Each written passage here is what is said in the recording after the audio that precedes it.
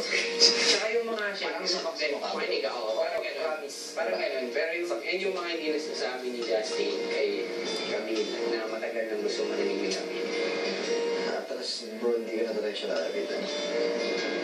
Sorry na lang may friendship namin wala na, pero... Sa oras na yun, di alam nila Kenzo na kausap ni Kuya si Camille sa confession room tungkol sa narinig na boses ng kasintahan. Ano ba magkakampi tayo hanggang huli? Anong sabi niya sa'yo? Magkakampi tayo hanggang huli. Ang halaga ng mga salitang yun para sa'yo. Sobrang mahalaga po, Kuya. Kasi, Kuya,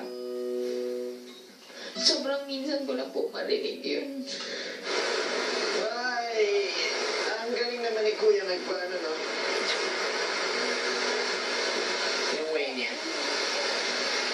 Gusto ko po talaga naririnig sa kanya yun. Para naman di pangahawakan ako. Na hindi lang ako'y nakakaalam na mahal ko siya. Gusto ko pong malaman na mahal niya din ako ganun. Minsan man bang nadinig sa kanya yun? Opo, minsan lang po.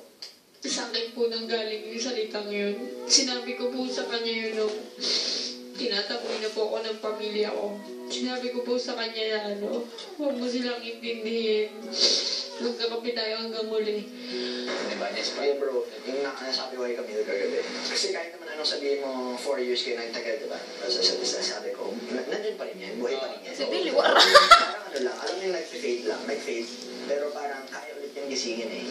Konting kilit eh, kaya ulit, nagganon ulit yung mararamdaman yun. Kung meron kang isang bagay na gusto mong itanong kay Justin, ano yun at bakit? Kung mahal ba talaga niya ako, tapos kung totoo ba yung sinabi niya na hanggang huli kami. Pag tinatanong ko po yun sa kanya, iniiba niya po yung usapan lagi. Gusto ko lang naman po marinig sa kanya yun. Parang ako lang po kasi yung nag-hold on sa relationship namin. Tapos sabi ko sa kanya, kahit anong man sabihin mo na hindi niya masyadong napapakita, sigurado akong mahal na mahal ka ng gaya niya. Para pa rin na nandyan pa rin siya. Kahit, diba, after 4 years na, wala pang 1 year, bigla siyang nabuntis. Pero matagal pa rin, nandyan pa rin siya. Parang, diba, respeto pa rin. Tabi, Kuya. meron akong tanong para sa'yo. Opo. Gusto ko, pag-isipan mo mabuti. Opo. Dahil mahalaga sa'yo ang assurance. Ikaw ang tatanungin ko. Opo.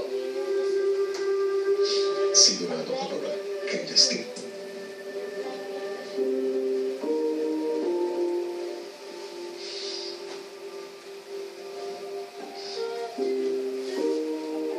Opo, Kuya.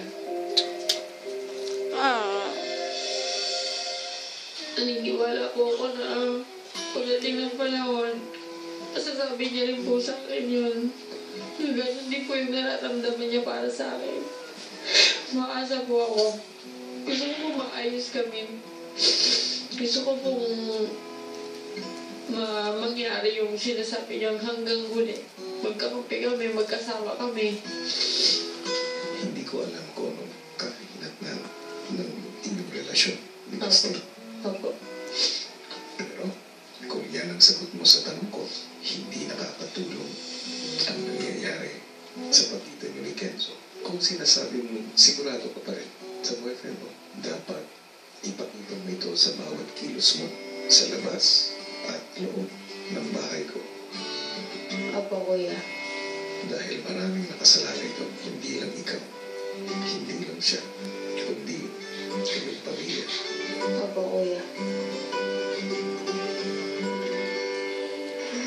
I think I know na nangyayari ko. Naisip ko na ngayon na itong nangyayari